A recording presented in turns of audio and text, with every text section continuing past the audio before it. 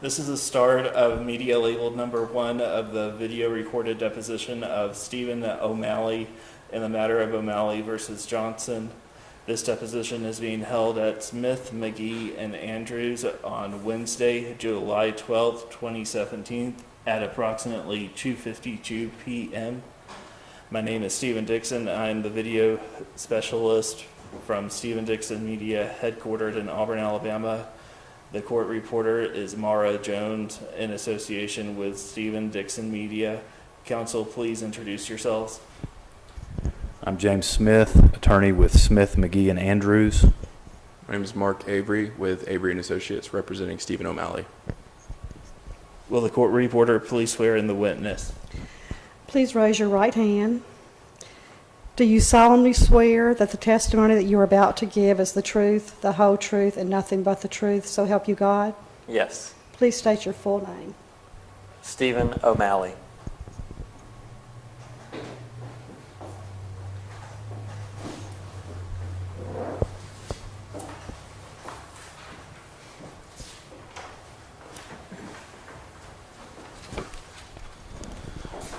Mr. O'Malley, my name is James Smith. I'm an attorney with the law firm Smith, McGee, and Andrews.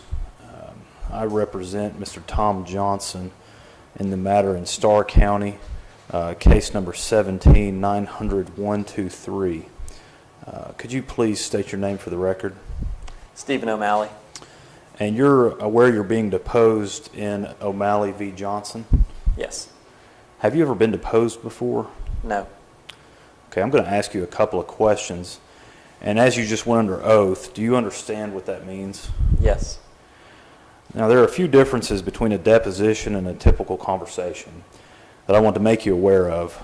I believe the court reporter alluded to this. She's going to be transcribing everything that we discuss. You know, normal conversations sometimes will be us talking back and forth. You will interrupt me. I may interrupt you, kind of in a normal conversation. But this is important so that I finish the question so that you can fully answer, so there's no crosstalk between the two of us. Is that something that you understand? Yes. And another thing, too, is to make sure the court reporter won't be able to recognize head nods, ums and uhs, things like that. You understand for answers you'll need to give an affirmative yes or no or some other form of answer. Yes. I want to make sure, is there any reason such as you being under unusual stress or physical or mental condition or being under the influence of any substances that would prevent or limit you today from giving truthful answers to my questions? No. There's nothing wrong with me asking you to repeat a question or you asking me to repeat a question or explain a term if you don't understand my question. However, if you answer my question, I'm going to assume you understand it. Do you understand that? Yes. If you need clarification, of course, you need to look to me for clarification and not everyone else, not your attorney or anyone else. Do you understand that? Yes. Sometimes I'll ask a question you have partial knowledge about, but not absolute certain or complete knowledge. For example, if I ask you the temperature right now, you couldn't necessarily tell me the exact degree, but you could give me an approximate answer. And even if you couldn't, you'd probably know whether it's really hot or really cold or somewhere in between. In that circumstance, an answer of I don't know is not appropriate, but an answer giving a range or an estimate based on your knowledge with an explanation of that range or estimate is appropriate. Now, I know that was lengthy, but do you understand that? Yes. Finally, sometimes I might ask you a question which you aren't sure of the answer, but you can reference some document and answer the question with certainty after you reference it. For example, if I ask you the balance of your checking account on a particular day, you could see the bank statement before you answer it, and then I could decide whether to show you in the bank statement or get an exact response or not and provide it and get a less exact response. Do you understand what I'm referencing there? Yes. Okay, I'm going to start with a few introductory questions, Mr. O'Malley. Let me get here to my notes. Tell me a little bit about your background. Where were you born? I was born in Starr County. And how old are you? I'm 30 years old. And what are your parents' names? My mother's name is Trish O'Malley, and my father's name is Josh O'Malley. And what do you do? Tell me about your educational background. I am a graduate from the University of Alabama. And what's your degree in?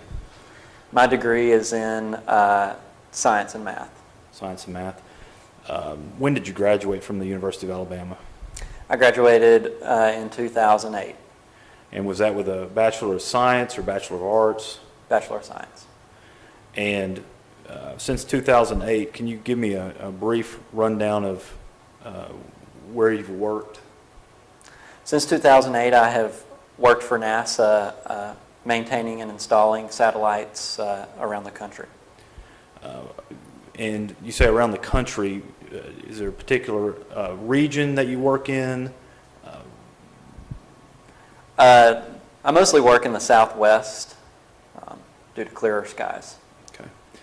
And what do you do for NASA? Maintain and install satellites that communicate with or search for stuff that is out in outer space. And you've worked with them since 2008? Yes, sir. And what is your, have you received a promotion since you've worked with NASA? Yes, when I started, it was just in their in an office type position, but I have been promoted and since took on this job of what I currently do. And what is your annual income now? My annual income is $125,000 a year. Okay. And so, a couple questions I missed earlier. Are you married? Yes. Okay. Do you have any children? No. Okay. What's your wife's name? My wife's name is Marcia O'Malley. Okay. How long have y'all been married? We've been married 8 years. Okay. Where did you get married? We got married in Starr County. Big wedding? Yes. Okay. A lot of people invited? Mm-hmm. All right. I want to switch gears for the reason why we're here for the deposition today. Do you remember what occurred on June 22nd of 2016? Yes. Okay. What happened that day? I was driving near the boat ramp of a lake, and the speed limit is a little lower there than average, and I might have been going a little faster than average, and crossed a double yellow and sideswiped a car. Okay. And that was a lot. Let's kind of unpackage some of that. What lake were you on? Lake Harding. Lake Harding. And where is that located? That's located kind of on the northeastern side of Starr County. Now, why were you, on that date, why were you at Lake Harding? Well, there's a couple of radio stations in town that do a treasure hunt in the summer, and I was just, thought that would be a good place to search for the treasure. Do you remember what radio station it was? Yes, it was one called The Mix and another one called The Kicker.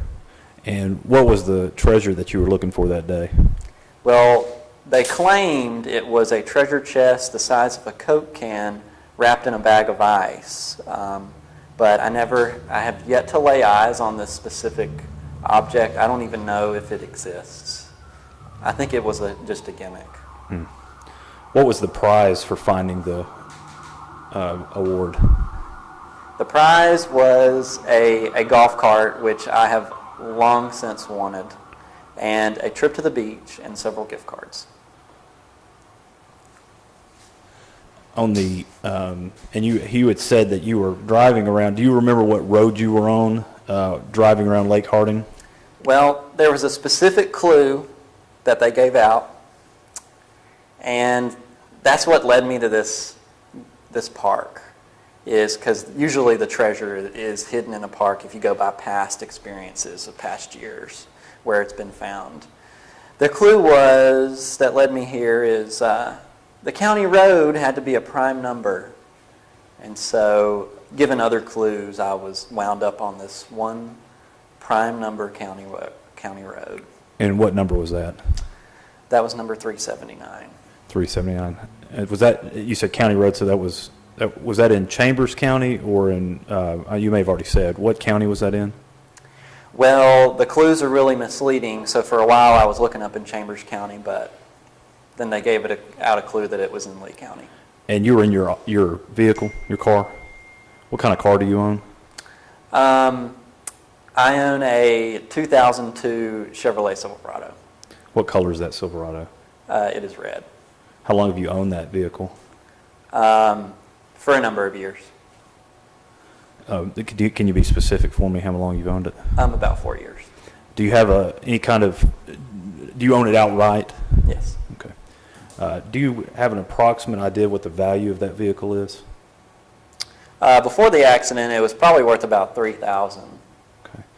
And had you done anything?